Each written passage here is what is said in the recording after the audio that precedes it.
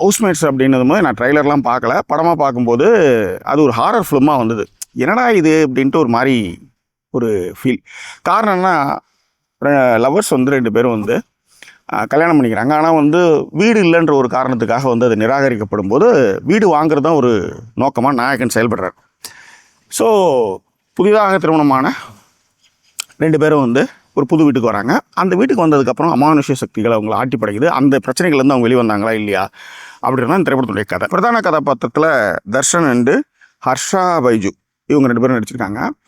தர்ஷன் வந்து நிறைய ஷார்ட்ஸில் வந்து பார்த்தீங்கன்னா கேமரா கான்ஷியஸ் நிறைய இருக்குது அவருக்கு.